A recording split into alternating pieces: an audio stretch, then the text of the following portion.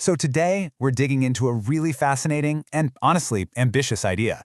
It's a framework for building things, systems, companies, even a life that can last for centuries. It's called the HumanCodex, and it's basically an operating system for thinking in the very, very long term. Let's get into it. Okay, so this one question, it's the entire foundation of this method. It immediately forces you to think beyond next quarter or the next 10-year plan.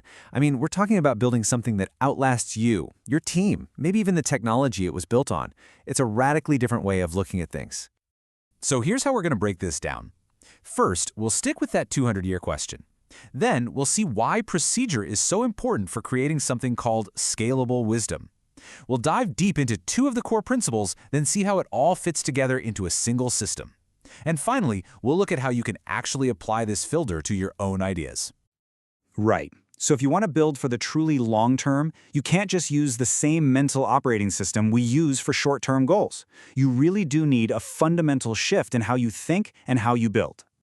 And this really gets to the heart of the difference. On the left, you've got the typical startup playbook, right? Bet on today's tech, rely on a charismatic founder, move fast and break things. But for 200-year thinking, that's just way too fragile. The focus has to shift. You need designs that aren't tied to one piece of technology. You need documented procedures so anyone can run the system. And you have to move carefully to build solid foundations. It's really about relying on procedures, not on personalities. And that leads us right into this core problem the HumanCodex is trying to solve, the massive gap between having a great idea, a philosophy, and having a system that can be reliably repeated by anyone long after you're gone. This is such a great way to think about it. You know, so many breakthroughs in history were just happy accidents. Think about penicillin or the microwave oven. But here's the paradox. While accidents are amazing for discovery, you can't build a reliable, lasting institution on pure luck. For that, for longevity, you need intentional, documented procedures. So the whole point is to create what's called scalable wisdom. And this isn't about one person's genius. It's about engineering that wisdom into a system that works. A system that can be tested, that can be taught to someone else, and that you can trust to deliver the same results no matter who's running it. So how do you actually engineer that? Well, the HumanCodex proposes this loop. It all starts with a philosophy, the what and the why. But then you have to translate that into a concrete procedure, the how. Next, you test it out in the real world, gather objective data, and then you use that data to refine the procedure. It's this cycle of improvement that eventually creates a robust, scalable system. This whole idea of building a solid procedure is really the foundation for the principles we're about to get into. Okay, so the very first, most foundational principle is truth over comfort. And this idea wasn't born in some think tank or boardroom. It was forged through decades of really intense personal struggle. Wow. I mean, that really just hits you, doesn't it? Choosing that short-term comfort over a hard truth isn't just avoiding a problem, it's actively harming yourself over the long run.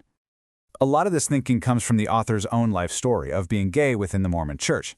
For decades, he lived by a series of what he calls comfortable lies. Each one, from I just need to try harder as a kid to marriage will fix this as a young man, was a way to put off facing an incredibly uncomfortable truth. And each lie just made the suffering worse, until that final breakthrough at age 37, when finally acknowledging the truth, as painful as it was, cleared the path to actually start living. And this is the metaphor they use, and it's just perfect. Truth is like surgery.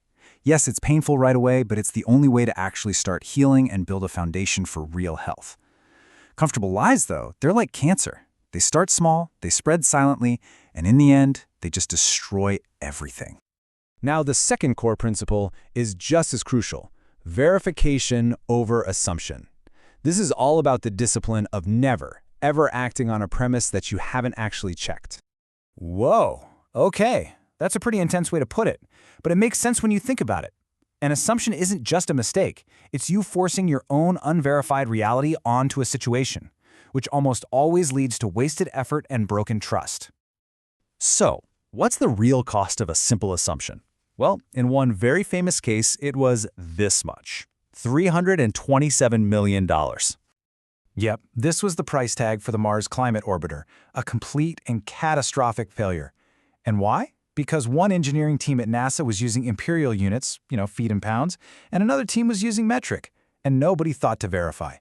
That one simple assumption led to a total mission loss. So it's really important to see that these principles we've been talking about, truth, verification, and the others like procedure, mirroring, and discipline, they're not just some random checklist. They're designed to be a fully integrated system for thinking clearly and acting with purpose. Here's how it all locks together.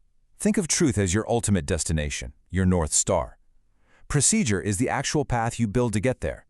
Verification is you constantly checking the map to make sure you're still on that path. Mirroring, which is getting outside feedback, is like your compass, correcting you if you start to drift.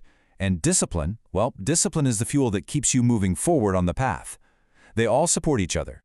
Okay, let's bring this all home with a really practical tool from the source material. It's called the 200-year test, and it's just a simple filter to help you figure out which of your rules are fragile and which ones are truly timeless. So what actually passes the test? Look at the things that fail.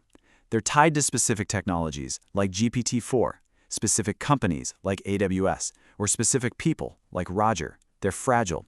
But the principles that pass, verify understanding before acting, truth before comfort, these are rooted in how human beings think and behave ethically. They're going to be just as true and just as relevant 200 years from now. And that brings us to the final question this whole explainer leaves us with. If you think about your own life, your career, your family, your personal projects, as a system that you're designing to last, what are the core principles it actually runs on? Are they built on things that will fade, or are they built on something truly timeless? It's definitely something to think about.